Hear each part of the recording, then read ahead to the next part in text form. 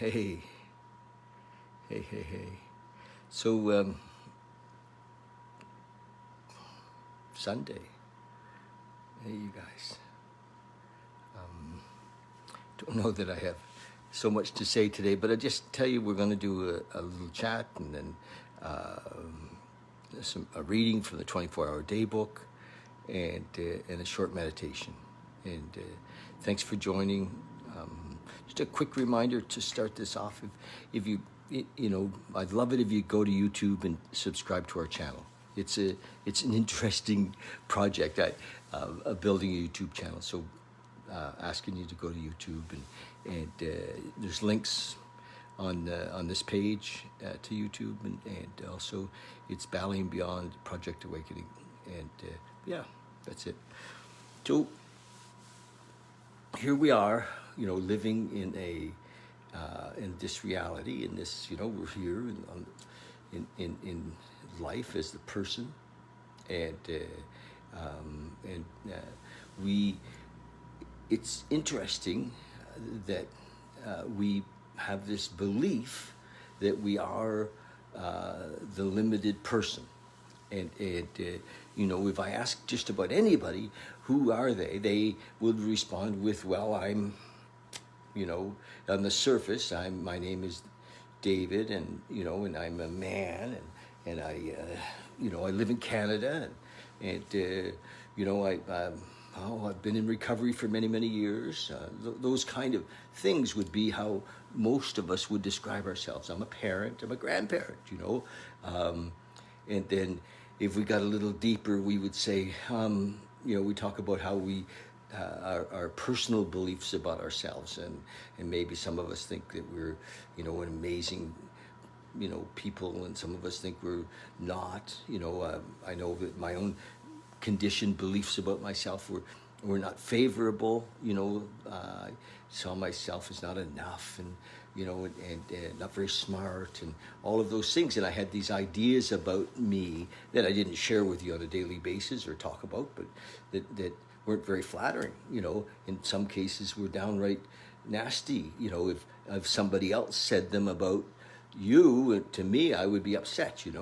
But I said them about myself. I believed them about me. And that's the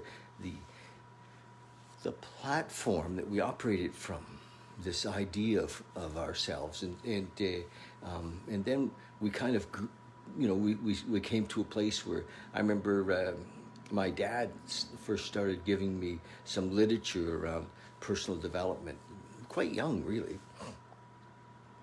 Or we went to church and we tried to find out who we were. Does anybody really know who we are? Through our teachings from whatever religion we were in, and which really didn't, again, talk much about us. Who am I? It talked about what we should believe about God, or we talked about what we should believe about, destiny or fate or karma, but we didn't really, who are we? And we had questions.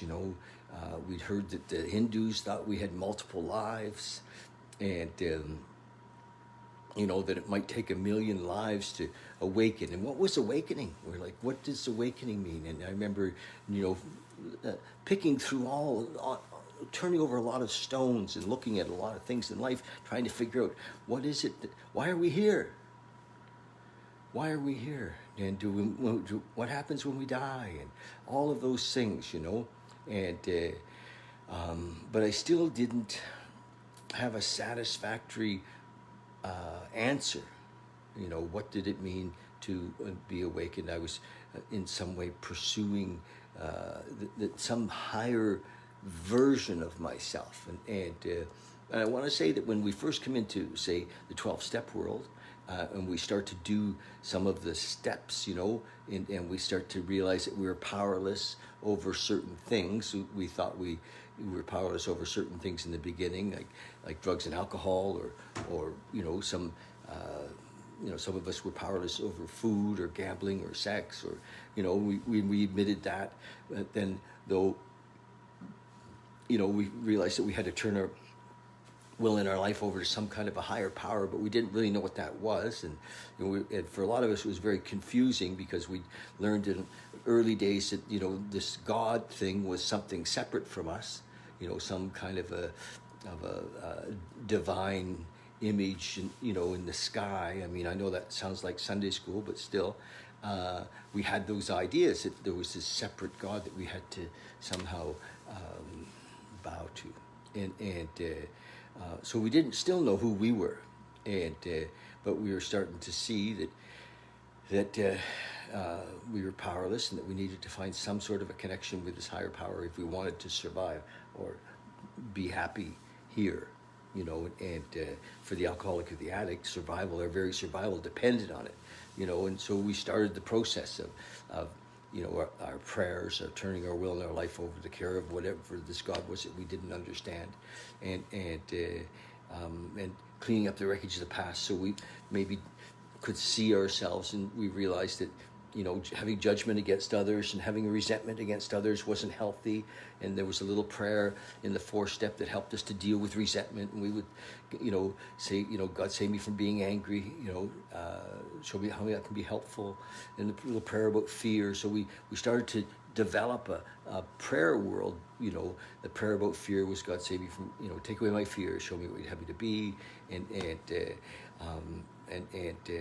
So we got some guidance, in the early days of the recovery, and that lifts us up. It lifted us up, and so we went from being really, for many of us, at a very low spot, where we're full of guilt and shame and fear and anger and desire and those little prayers just started to lift us up, and we started to have hope. We started to find courage. And we started to listen to the slogans, live and let live. So we started to have acceptance, and we started to realize that our judgments were not healthy, and we would start to kind of let go of them and all of those things. But we still hadn't figured out who we were, So we learned some new, I'll call them ways, some new structures, some new practices to live a more healthy and happy life. And for many of us, that was enough. We went through the steps, and we started helping others, and we made amends for our past screw ups, we realized that other people were not well too, and so we started to not judge so much, and and for many of us that was enough. But for some of us, we were like, okay, we've been instructed to live a God-centered life, or have a God consciousness, and we're trying to figure out, how does that happen, and it really, for me, I really had to let go of the old idea of me, so that this new awareness could come in, and this new realization could come in. And there was clues for me, and I'm just sharing a couple of quick ones. One of the clues was in the We Agnostics. Bill wrote that God either is or he isn't. Either he's everything or he's nothing. And if he's everything, then holy shit, what does that mean? God is everything. I thought he was just, some, separateness. But no, if he's everything, does that include me? And so, it started to dawn on me that, that, okay, there was no separation, and Bill and We Agnostics taught us where to look. Deep down inside of us is the fundamental idea, every man, woman, and child, of this God, of this, so it wasn't separate. It was, the fundamental idea that we are that, and so that's that's the deal, and the awakening comes. You continue to surrender the old way, to let go of judgment, let go of fear.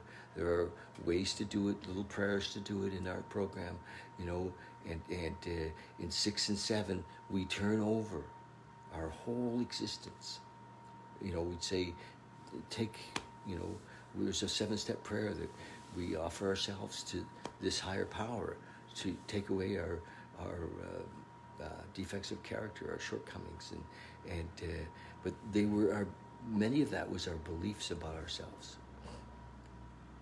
And people say, "Oh, I'm working on my defects of character." No, that doesn't. We're not asked to work on our defects of character. We cannot solve the problem at the level of the problem. The eye cannot fix the eye, so we have to move past, and we do. 6 and 7 said, we do 8 and 9. We clean up some wreckage of the past, and we begin to live on a daily basis, where we're doing self-examination, and we become to realize that freedom comes from releasing this beliefs and this idea about ourselves. And freedom comes from letting go of that. And we, I have an author or teacher that I really love. His name was David Hawkins. And Hawkins said, we actually move into our natural state, which is unconditional love, which is God consciousness. It is our natural state. And the other, anger, fear, and judgment, and complaint, and all of that was stuff that we learned. That was a learned state. It's not our natural state. It's not comfortable, and not many of us like it. And we feel guilt after, when we're angry at people. So we're like, gosh, I don't want to live that way. But we cannot not live that way because we don't want to. We have to, aspire, I guess, to this connection, to this knowledge of the fact that we are that one. Anyway, I find it very difficult to explain, but you can have it. It is already yours. That's the thing. It isn't something that we have to earn. It is already you. We are that thing that we were before we were born, and began to learn all of the things that taught us how to be separate, how to live in a society of right and wrong and good and bad. We let go of all of that, and we realize that we are still that we were before we came. So we came into a body. The body was a gift, and a beautiful gift, right? We came into a body, and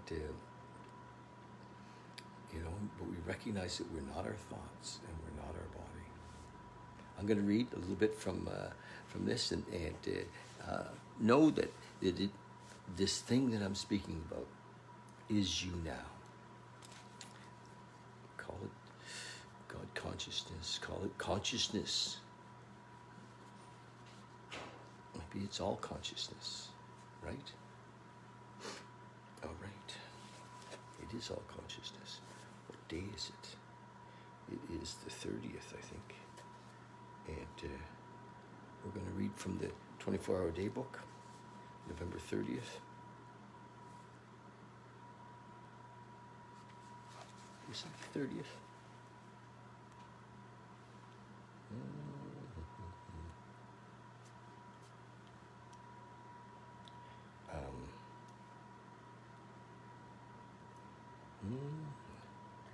Funny, I'm going through all the faces on my watch. There's the one that says the time. The 29th. It's the 29th, you guys. Hey, okay, it's not the 30th. Thought for the day. The 12-step way of sobriety is yet and yet. The 12-step way is the way of sobriety, and yet there are slips. Why do these slips occur? He says, why do these slips occur? This is from the 24-hour day book I read, and it has a meditation for the day, a thought for the day, and a prayer for the day. Why do these slips occur? Why don't we all accept the 12-step way, the AA way, and stay sober from then on? There are many reasons, but it's been proved without exception that once we have become alcoholics, we can never drink successfully again. So, people say, why do you go to a 12-step meeting and say, my name is David and I'm an alcoholic? Well, we say that because we want to remember that we're not able to safely drink again.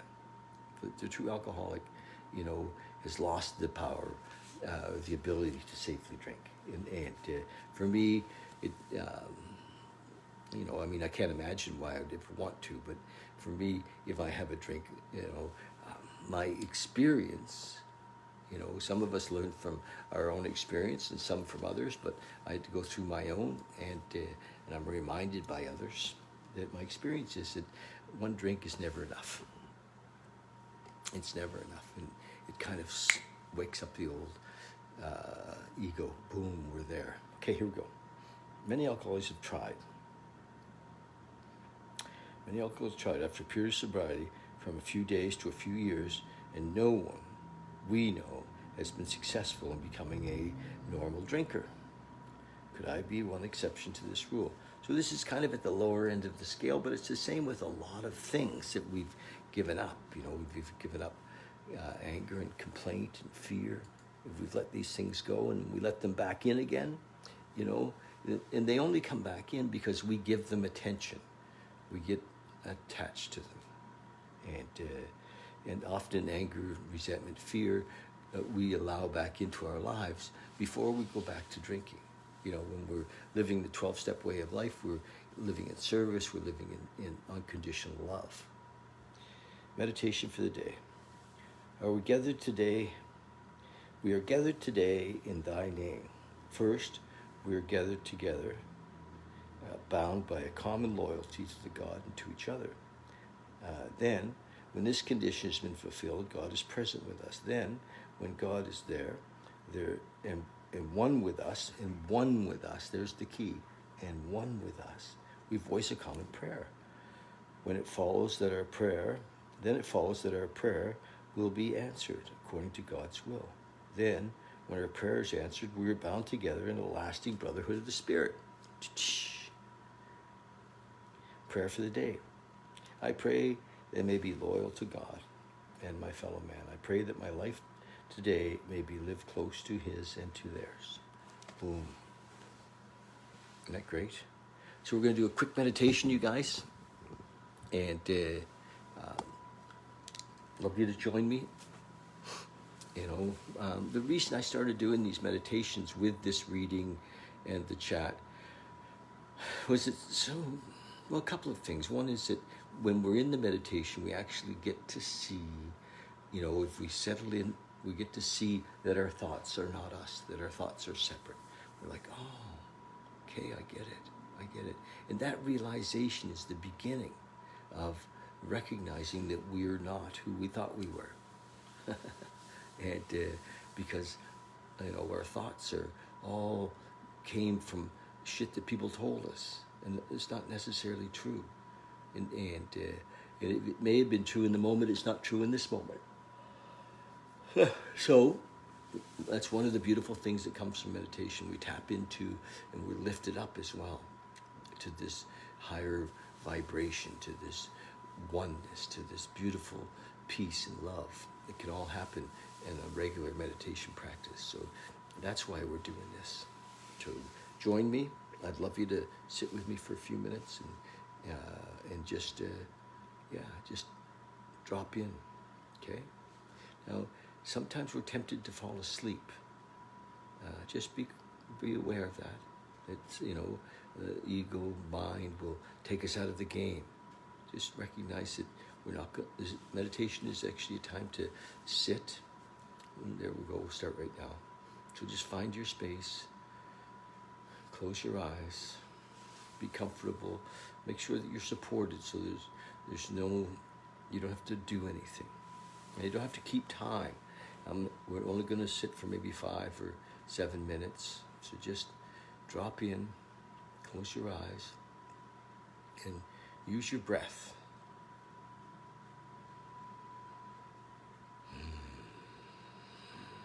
Use your breath to bring you into the moment. Breathing in, breathing out.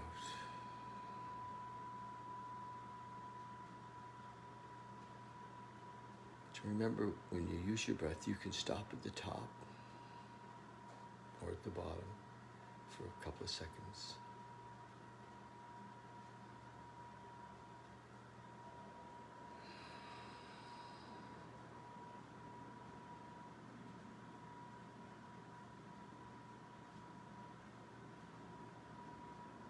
Just drop in and remember that thoughts will come. Thoughts will go.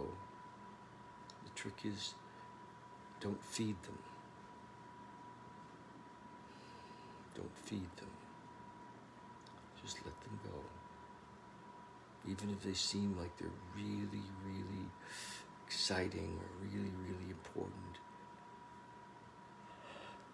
You can get back to it. If it's still there later, you can deal with whatever needs to be dealt with, whatever seems to be important. But for now, we're just going to drop inside and let go of all thoughts, all conditioned beliefs.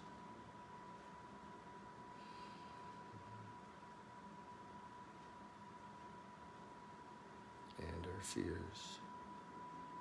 Fears are thoughts. Fears are brought in on a thought.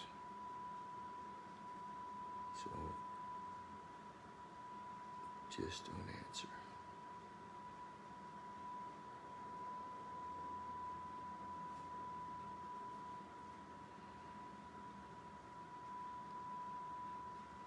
If there are any sounds around you, just include the sounds, no matter what it is. We should be able to do this on a busy New York corner. Just sit and just breathe in. Breath brings us into the moment. And just sit. Watch our thoughts, let them go. Watch our thoughts, let them go. There you go. Just dropping down, feel the shoulders relax, and if there's any stress in your body, it just falls away. Just drop in.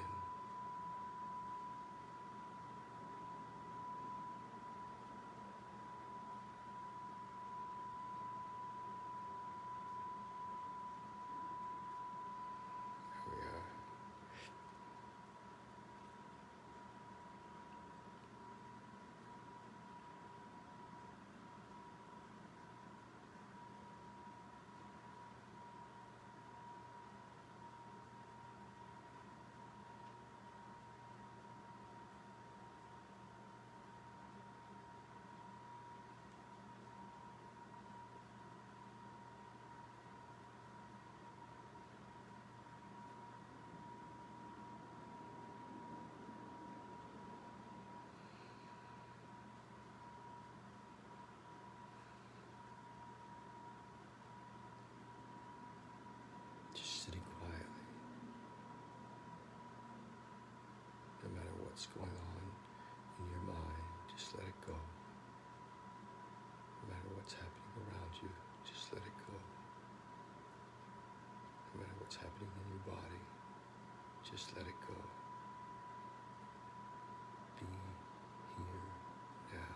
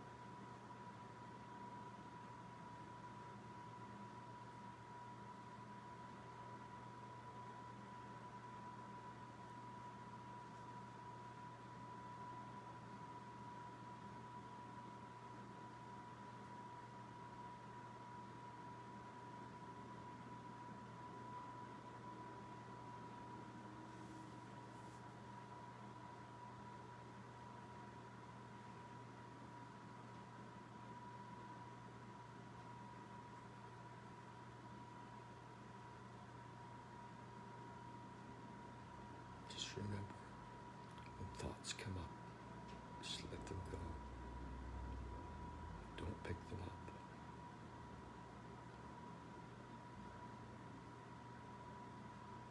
As we do this, we'll be lifted up.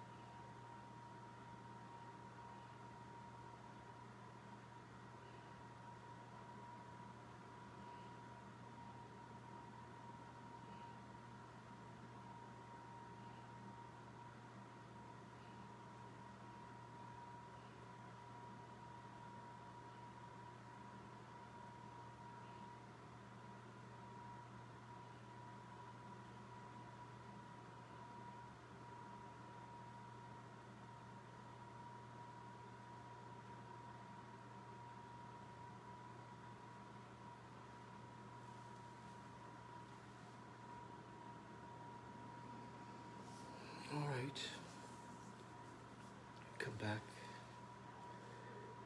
Just take your time.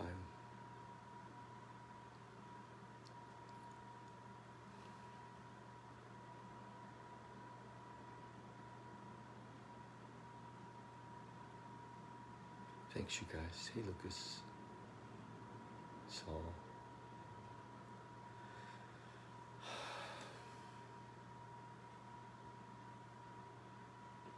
We'll do this again tomorrow. I really enjoy the reading and doing this every day. It's been good for me. I enjoy sharing it, and thanks for those of you that come and watch, and yeah, we're